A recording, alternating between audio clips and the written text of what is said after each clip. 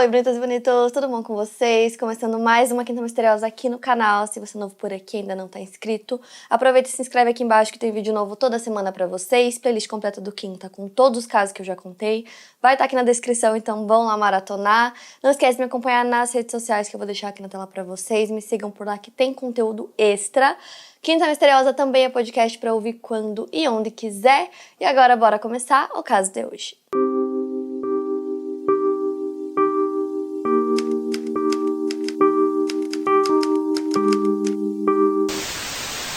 Chad Ansel nasceu e cresceu na Dakota do Norte e é descrito por amigos e familiares como um homem ativo que gostava de se aventurar e tinha muitos planos para o futuro. Sua irmã Lori diz que ele era um homem com muitos hobbies. O Brent Mackle, amigo do Chad, descreve ele como um homem energético que estava sempre sorrindo e que gostava de chegar nos lugares e animar o ambiente. Chad era um grande jogador de boliche, fazendo parte inclusive de uma liga da cidade. Segundo Lori, ele também gostava de dardos e de jogar golfe. A primeira esposa do Chad, Suzy Ansel, diz que ele costumava participar de corridas de stock car em uma pista local todas as sextas-feiras. Ele tinha um carro de corrida verde que ele tinha apelidado de The Grinch. Quando o inverno chegava, o Chad gostava de hobbies mais internos, então todas as quartas-feiras à noite ele saía com os amigos para jogar dardos. Mas todos que o conheciam diziam que seus reais talentos eram expostos nas segundas e nas quintas à noite, quando ele tinha os jogos de boliche da liga local. Ele e seus amigos se encontravam na Midway Lanes. A Suzy diz que o ex-marido era um ótimo jogador de boliche, fazia muitos strikes e raramente perdia uma partida. Amigos da liga relatam que ele era um homem calmo, que sempre evitava confrontos e gostava muito de fazer amizades. A Suzy conta que essa vida agitada do Chad foi o que acabou distanciando os dois e que ele raramente estava em casa e que quando ele estava, os dois tinham muitas discussões. Por conta dessa instabilidade, o relacionamento chegou ao fim depois de 17 anos e os dois não tiveram filhos. O divórcio acabou afetando bastante o Chad e seus amigos contam que ele era o tipo de homem que gostava sempre de estar namorando, sempre de estar em um relacionamento. Então, um tempo depois, ele começa a contar para os amigos que ele estava conversando com uma mulher que ele conheceu em um site de namoro. A mulher em questão era Nikki Sue Melissa, que morava na Dakota do Sul. O Chad começou a fazer viagens constantes para visitar a nova namorada e o relacionamento deles começou a evoluir de maneira rápida. Segundo pessoas próximas, sempre que ele voltava das viagens para encontrar a Nikki, ele aparentava estar muito feliz. A Nikki já tinha 2 filhos e eventualmente acabou deixando seu emprego em um lar de idosos na Dakota do Sul para morar com o Chad na Dakota do Norte. Então ela e seus 2 filhos se mudam para a casa do Chad em Bismarck. O Chad gostava muito dos filhos da Nikki e com o tempo eles passaram a chamá-lo de pai. Eles se casam em 2016 depois de pouco tempo de relacionamento. A cerimônia foi bem pequena, então poucas pessoas foram ao casamento deles. A Lori, irmã do Chad, disse que a família dele só soube que ele tinha se casado depois que a cerimônia já tinha terminado. Depois de morar com o Chad, a Nikki começou a trabalhar com bolos em casa. Em 2019, ela conseguiu trabalhar com seus bolos na Community Options, que era uma empresa que dá oportunidades de trabalho para pessoas com passados conturbados. Já o Chad trabalhava em um local chamado Interstate Power, que era uma oficina de conserto para motores a diesel. No Natal de 2019, os filhos da Nikki vão para Aberdeen, na Dakota do Sul, para passar as férias de Natal com seus avós. No dia 31 de dezembro de 2019, a Nikki liga para o trabalho do Chad para avisar que ele não conseguiria ir para o trabalho naquele dia porque ele estava doente. Então, no dia 1º de janeiro, a oficina não ia abrir, então ele deveria comparecer ao trabalho no dia 2, mas não foi o que aconteceu. Os colegas de trabalho dele ficaram um pouco preocupados por ele não ter aparecido no trabalho e decidiram ligar para ele. Ele não atendeu, então eles decidem ir até a casa dele para ver se estava tudo bem. Eles não conseguem falar com o Chad, então eles falam com a Nikki. Ela fala para eles que ela estava muito ocupada, ela estava com bastante trabalho e que ela também não sabia onde o Chad estava, mas ela só poderia verificar isso mais tarde naquele dia. Aí os amigos dele, os colegas, percebem que a caminhonete dele estava na garagem da casa. Ao olharem dentro do veículo, eles viram que tinha uma garrafa de água congelada e que parecia que já estava ali há um bom tempo, porque Bismarck é uma cidade que o inverno é bem rigoroso, então chega em temperaturas bem abaixo de 0, então para eles aquilo indicava que já estava ali há um tempo. Como eles não conseguem contatar o Chad, eles não conseguem verificar se ele está bem ou não, eles decidem ligar para a polícia. O Adam Van Dorn, que é um dos amigos do Chad, decide fazer essa ligação e nos Estados Unidos você pode ligar para a polícia e pedir para eles fazerem uma verificação de bem-estar, que é quando você não sabe se a pessoa está bem, se aconteceu alguma coisa ou não, e aí foi o que ele fez. Os policiais vão até a casa para poder verificar o bem-estar do Chad de acordo com as possibilidades legais que eles tinham. Porque eles não podem chegar e derrubar uma porta e ir entrando se eles não têm nenhum indício de que alguma coisa ruim aconteceu. Então eles chegam, eles batem na porta, dão uma olhada dentro da casa pelas janelas e até então parece que tá tudo bem, que não tem nada de errado. Então não haviam sinais de que tinha algum tipo de perigo ali. Então, algumas horas depois, às 5 da tarde, a Nick chega em casa. Ao entrar na garagem, ela percebe que a casa tá tomada por fumaça e aí 30 minutos depois, ela faz uma ligação pro 911. Na ligação, ela relata que tem muita fumaça, que tem um incêndio dentro da casa e que ela não consegue entrar. Ainda na ligação, ela fala pro despachante que ela tá muito preocupada porque ela acha que talvez o marido dela esteja dentro da casa. Em algum momento da ligação, dá pra perceber que a Nick estava ficando muito nervosa, muito histérica. Ela também fala que os amigos dele estavam preocupados com ele, que eles não conseguiram descobrir o paradeiro dele e que tudo isso estava deixando ela extremamente preocupada.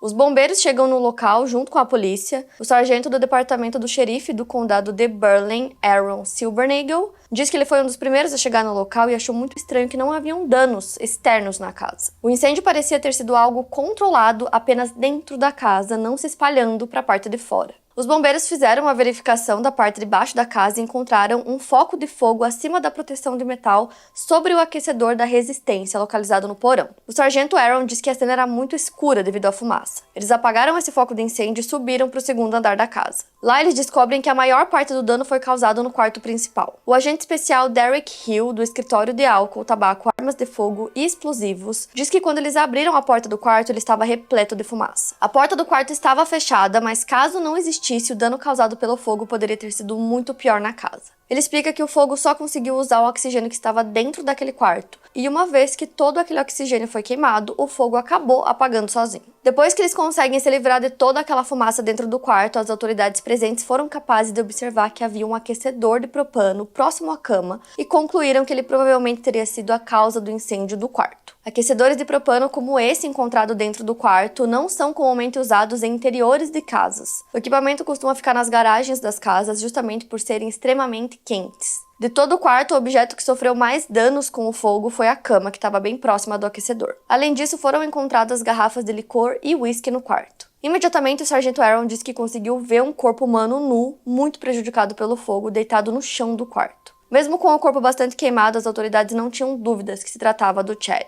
Ele tinha 42 anos. O corpo estava no chão próximo à cama e em cima da cama havia uma espingarda. Naquele primeiro momento, eles conseguiram observar um ferimento à bala no corpo. Segundo o sargento Jared Lemieux, também do departamento do xerife do condado de Burleigh, naquele momento que poderia ter acontecido antes da morte do Chad era algo muito confuso para a polícia. Grande parte dessa confusão era gerada justamente pela forma como as coisas estavam dispostas no quarto, porque nada naquele cenário parecia fazer sentido. Como o Chad tinha um ferimento de bala no corpo, a polícia começou a ficar muito confusa, porque a princípio parecia que ele tinha morrido por conta do incêndio, mas se ele já tinha um ferimento de bala, muito provavelmente ele teria morrido antes do incêndio começar. Haviam alguns danos aparentes no rosto e na cabeça do Chad, mas por conta da extensão do fogo, em um primeiro momento a polícia não conseguiu determinar o que poderia ser. A arma em cima da cama era uma espingarda calibre 12 e logo acima da cama, assim, na parede, tinham alguns estilhaços de arma, o que indicava que a arma tinha sido disparada bem ali. Um dos primeiros pensamentos que os investigadores tiveram, considerando que tinha bebida alcoólica e uma arma no quarto, que o Chad tinha tirado a própria vida e que o incêndio que aconteceu depois tinha sido acidental. Porém, a distância do corpo e da arma era muito maior do que deveria ser. Geralmente a arma fica do lado do corpo, então era uma distância um pouco grande. Por isso, os investigadores decidiram ir um pouco além. Então, eles usaram luminol no quarto para ver se eles encontravam alguma pista, alguma coisa. E tinham manchas de sangue que pareciam começar na cama e davam a volta na cama, chegando até onde o corpo estava. A equipe forense também conseguiu encontrar uma impressão de mão com sangue na parede, só que eles nunca conseguiram identificar a quem pertencia.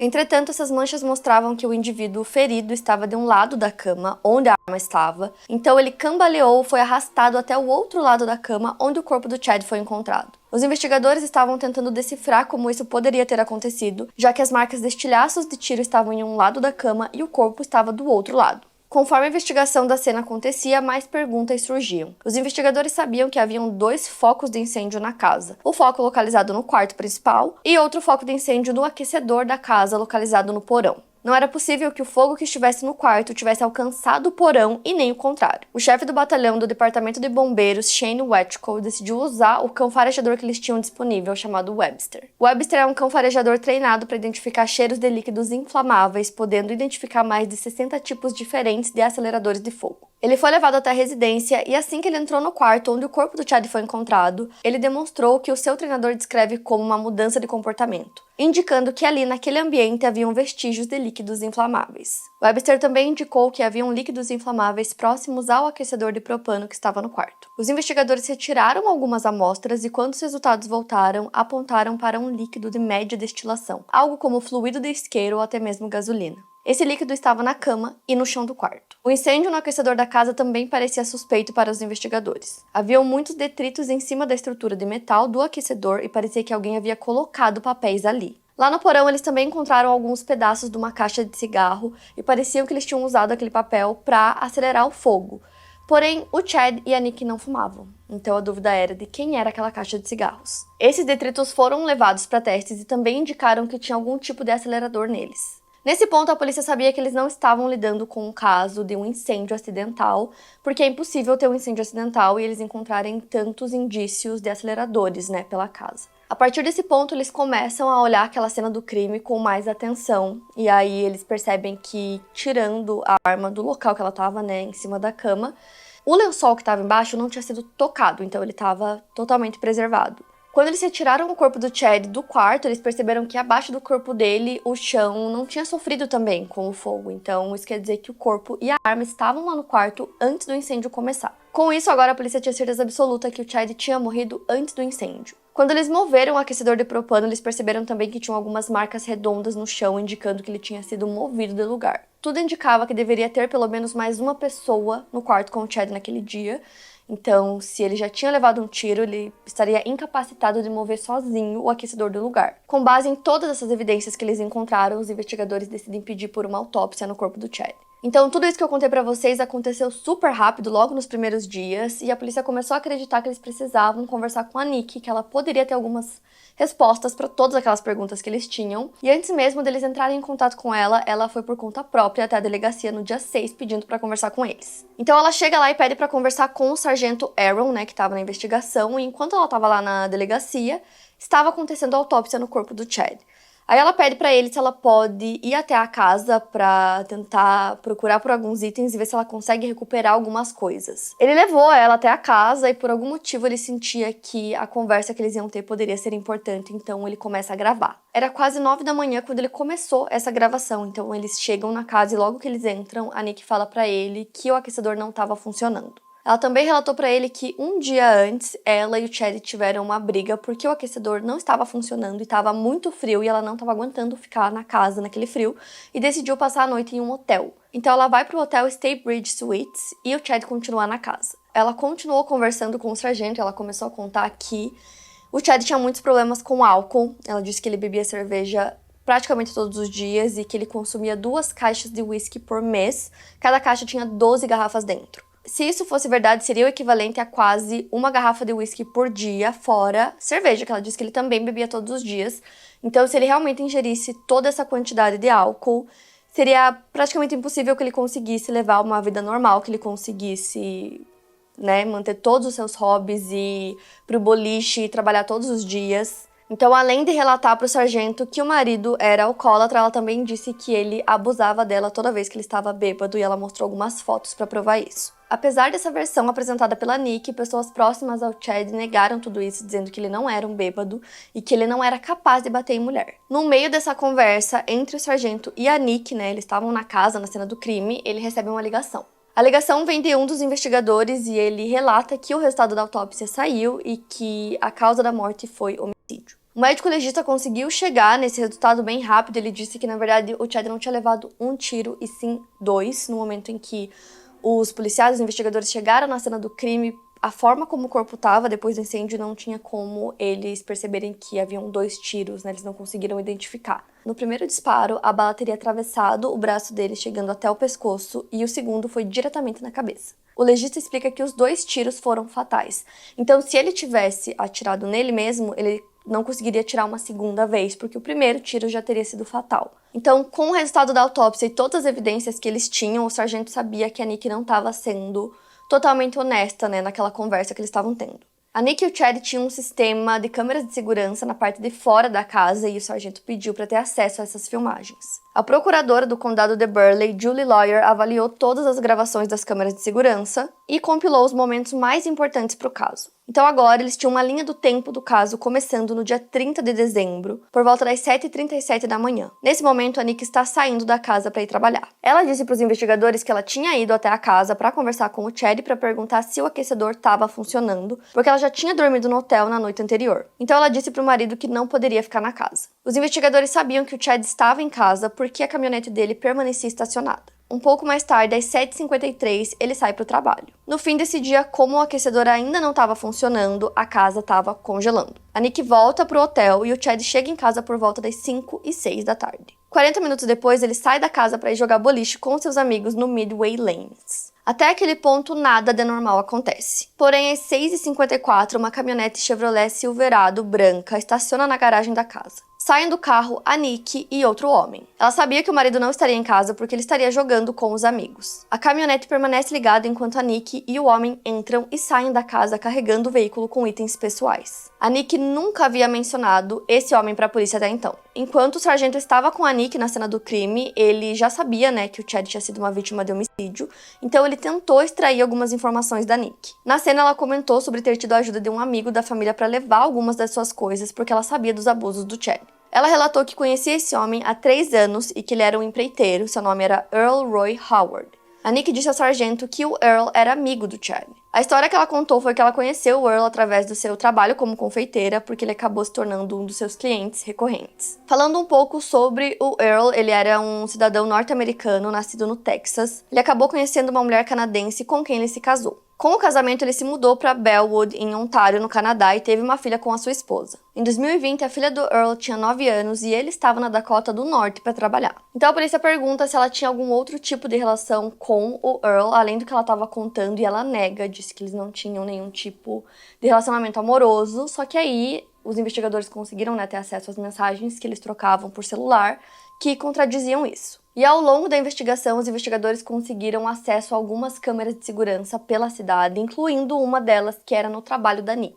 As imagens obtidas do dia 30 de dezembro mostram a caminhonete do Earl estacionada na entrada do trabalho da Nick, então ele buscou ela às 11h48 para eles almoçarem juntos. Aí a polícia também teve acesso às contas bancárias da Nick para ver as transações que ela fez naquele dia 30, e eles perceberam que ela tinha feito algumas compras no Walmart, então eles conseguem as imagens da câmera de segurança do local e conseguem ver ela e o Earl aos beijos. Através dessas imagens, a polícia consegue comprovar que ela estava mentindo, sobre a natureza do relacionamento dela com o Earl. Eles também descobrem que uma semana antes da morte do Chad, ela teria dito para ele que passaria horas extras no trabalho, fazendo um tipo de treinamento, quando na verdade, naquele final de semana, no dia 27 de dezembro, ela tinha pegado um voo para Minneapolis. O Earl estava no Canadá e ele pegou um voo também para Minneapolis, então eles se encontram lá. Eles passam a noite lá e, enquanto isso, a Nick fala pro marido, pro Chad, que ela ficaria até mais tarde nos treinamentos. E ele manda várias mensagens de carinho, encorajando ela, dizendo que ela era muito boa no trabalho. Para os investigadores, essas mensagens que ele mandava não pareciam ser de um marido alcoólatra e abusivo como ela descrevia. Depois de retornar dessa viagem, a Nick realmente passou alguns dias naquele hotel que ela tinha citado para o sargento, só que ela não estava sozinha, ela estava com o Earl. Esse hotel ficava a cerca de 8 a 16 quilômetros da casa da Nick e do Chad, então ela fica lá com o Earl, inclusive a reserva estava no nome dele e não no dela. Os investigadores conseguem várias informações sobre essa estadia, como, por exemplo, os horários que eles entravam e saíam, imagens das câmeras de segurança. E agora, com todas essas novas informações obtidas pela polícia, eles precisam conversar com a Nick novamente. Então, o sargento Aaron entra em contato com ela, pede para ela ir até o tribunal conversar com ele enquanto ele estava finalizando os relatórios. O sargento Aaron ficou responsável por essa conversa com a Nick, então quando ele começa a falar sobre o Earl, sobre os momentos que ela tinha entrado na casa, sobre o Chad, a história dela começa a mudar. Então ele afirma que o Chad, na verdade, foi assassinado, então a Nick começa a chorar, ela pergunta por que alguém faria isso, E ela repete várias vezes que ela não sabe o que aconteceu. O sargento revisa a história principal, né, as informações que eles têm com ela diversas vezes. E ela sempre cita o problema que o Chad tinha com bebida alcoólica.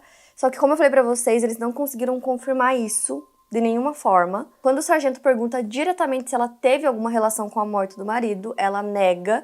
E ela também nega que o Earl tem alguma participação nisso. Além do sargento Aaron, no início da entrevista, o agente especial Joe Aarons, do Bureau de Investigações Criminais da Dakota do Norte, também entra na sala para conversar com ela. Depois de 1h30 de conversa, as autoridades percebem que não estavam conseguindo chegar a lugar nenhum. Então o agente especial começa a dizer que eles tinham evidências de que ela estava mentindo e passou a questionar o porquê do Earl estar na cidade. Ela responde que ele teria vindo a trabalho a pedido do seu gerente. Ela disse que por acaso ele estava na cidade e como seu aquecedor em casa estava estragado, ela decidiu ficar no hotel por alguns dias junto com ele. Ela conta que o Earl e o Chad eram amigos e que o Chad não ligou pro fato dela ficar num hotel com outro homem. Ela disse também que eles têm uma ótima relação, são super amigos, que ela ama o Earl, mas que não é uma relação romântica. Naquele ponto da investigação, com as informações que eles tinham, a polícia acreditava que o Chad teria sido assassinado nas primeiras horas do dia 31 de dezembro, e durante a entrevista com a Nick, eles queriam saber o que ela e o Earl estavam fazendo nesse período. Com base nas imagens de câmeras de segurança, eles sabem que ela e o Earl saíram do hotel às 1 e 2 da manhã do dia 31. A polícia acredita que eles estavam indo até a casa do Chad para cometer o crime. A polícia sabe que pouco depois desse horário, alguém acessou a casa por conta do sistema de segurança das portas, mas não é possível identificar quem fez isso porque a câmera de segurança foi colocada em modo privado. O sistema de segurança estava funcionando, inclusive na porta que saía da garagem e dava acesso ao interior da casa. Essa porta foi aberta às 1h11 da manhã e não foi fechada até às 2h58.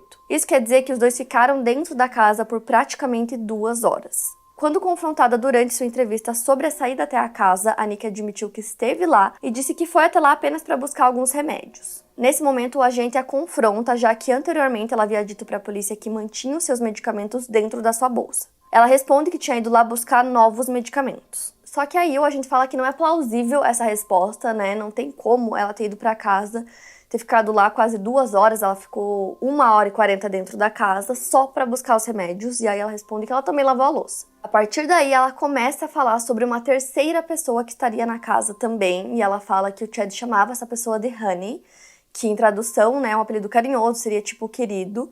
Então ela estava insinuando que o Chad tinha um amante que estava dentro da casa. Então ela começa a falar, né, sobre esse homem misterioso que estava lá, e aí o sargento pergunta por que ela não tinha falado sobre esse homem antes, e ela falou que decidiu não contar até aquele ponto porque queria dar um pouco de dignidade pro Chad. Então o sargento pede que ela descreva a aparência desse homem. Ela fala que ele tinha 40 e poucos anos, que ele usava o cabelo espetado, não usava óculos e tinha dentes muito bonitos. Em algum ponto da entrevista ela até pede para que os agentes fiquem em pé para que ela consiga ver na altura deles e apontar mais ou menos qual era a altura desse homem misterioso. Tem um momento também que os investigadores entregam para ela um pedaço de papel e ela começa a fazer um desenho do suposto amante do Chad, só que ela faz um desenho extremamente infantil.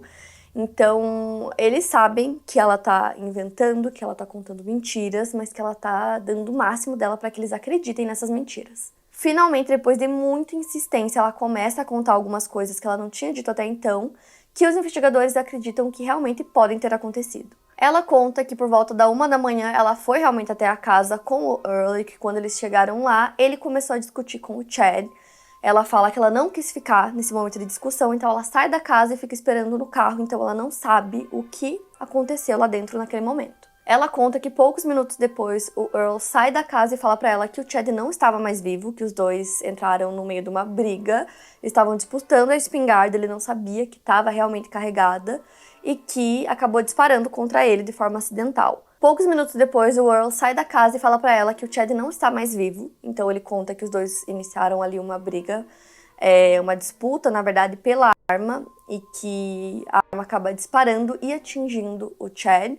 Ele supostamente, né, o Earl supostamente não sabia que essa arma estava realmente carregada, então teria sido um disparo acidental. Ainda segundo essa versão da Nick, mais tarde naquele dia, o Earl teria voltado para casa e tentado incendiá-la. Logo depois de dar essa versão para os investigadores, a Nick pergunta se ela pode comparecer ao enterro do marido que aconteceria no dia seguinte, e eles falam que não, porque ela está presa. Os investigadores pedem para ela escrever um depoimento detalhado sobre tudo que teria acontecido naquele dia. No total foram 6 horas e 45 minutos de interrogatório, e aí no final a Nick já estava muito irritada porque ela ia ser presa, então ela tenta rasgar o depoimento escrito que ela tinha feito, e depois disso ela é levada para a cadeia. 2 dias depois, ela pede para os investigadores irem até a cadeia para conversar com ela. Chegando lá, ela continua insistindo na versão de que o Earl teria assassinado o Chad, só que dessa vez ela fala que, mesmo dentro do carro, ela conseguiu ouvir o barulho de 2 disparos. A Nick é acusada de conspiração para cometer assassinato e acusações também são emitidas para o Earl Howard, bem como um mandado de prisão. Ele também foi acusado de conspiração e estava enfrentando acusações de assassinato e incêndio culposo. A polícia estava trabalhando para que, caso ele estivesse em fuga no Canadá, que ele pudesse ser preso no país e enviado de volta para os Estados Unidos para responder pelas acusações. O Earl tinha 41 anos e ele foi localizado na cidade de Port Huron, no estado de Michigan, cidade que faz fronteira com o Canadá. Ele mesmo se entregou para a polícia na fronteira entre os 2 países. No dia 10 de janeiro, o sargento Aaron e o sargento especial Mike vão até Detroit e depois vão até Port Huron para conversar com o Earl na delegacia de polícia da fronteira. O agente Mike diz a ele que aquela é a sua oportunidade de dar a sua versão dos fatos. Imediatamente, o Earl diz que precisa de um advogado. Ao total, eram 5 acusações contra ele.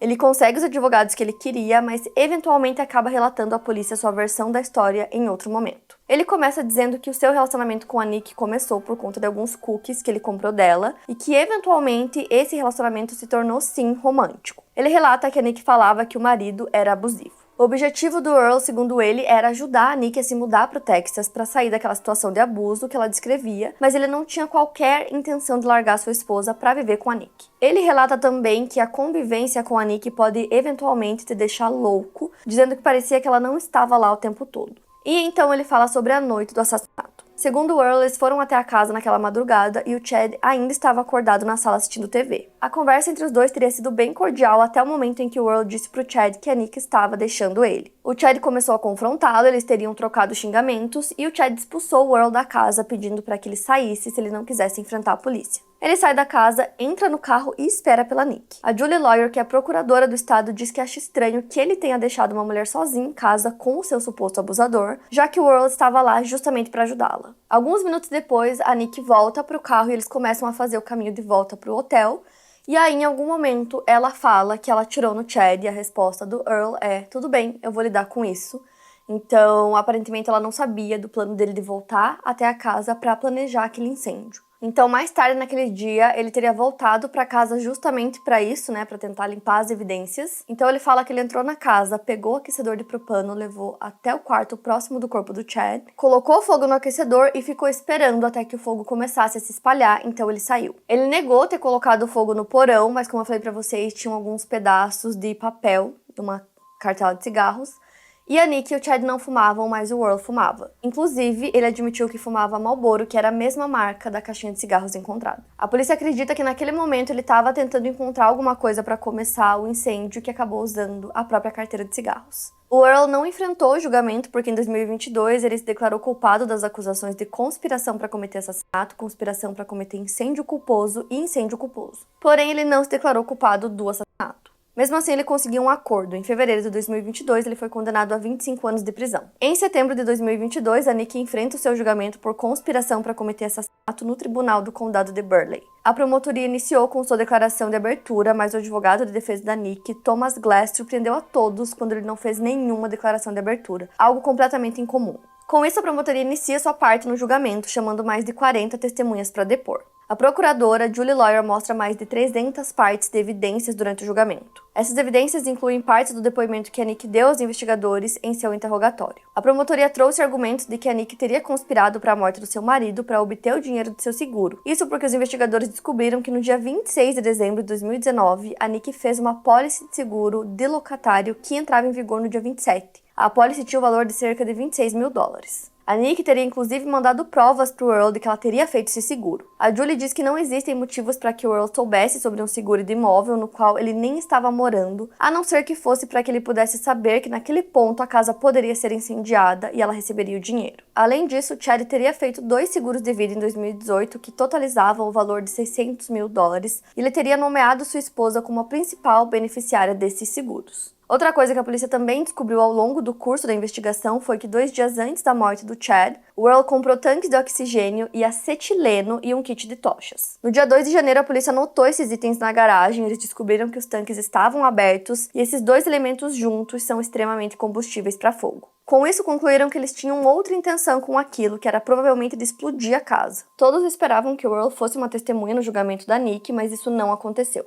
Segundo a procuradora Julie Lawyer, ele não admitiu sua culpa na acusação de assassinato, essa acusação estava pendurada. Caso ele testemunhasse e fosse perguntado sobre isso, ele poderia usar a 5ª emenda a seu favor. A 5ª emenda na Constituição norte-americana protege o civil contra abuso de autoridade estatal em julgamentos de grandes júris e dá à pessoa o direito de permanecer calada. Quando a promotoria terminou de apresentar todas as suas testemunhas, o advogado da Nick disse que não chamaria nenhuma testemunha, o que mais uma vez surpreendeu a todos. Ele fez apenas uma declaração de encerramento, ele se questiona o porquê o outro acusado do crime não foi levado ao tribunal para relatar sobre os fatos. No dia 4 de outubro, depois de 2 horas de deliberação, o júri chegou a um veredito de culpada para Nick nas 3 acusações. Depois disso, a Nick falou pela primeira vez em uma entrevista ao programa 2020 da ABC, então ela estava conversando com o jornalista e aí ele conseguiu convencê-la de aparecer numa entrevista em vídeo. Nessa entrevista, ela nega ter atirado no Chad e ela fala que ela tá esperando a promotoria mostrar o plano que ela teria de matá-lo, que segundo ela justificaria o veredito de culpada por conspiração de matá-lo. Ela disse também que ela não planejou que o Earl atirasse no Chad, que ela não colocou fogo na própria casa e que ela não sabe quem fez isso. Ela também disse que se sente triste pela morte do marido e novamente ela nega ter tido qualquer tipo de relacionamento com o Earl, dizendo que ele não fazia o seu tipo. Mas como eu falei pra vocês, haviam muitas provas de que eles tinham um relacionamento sim.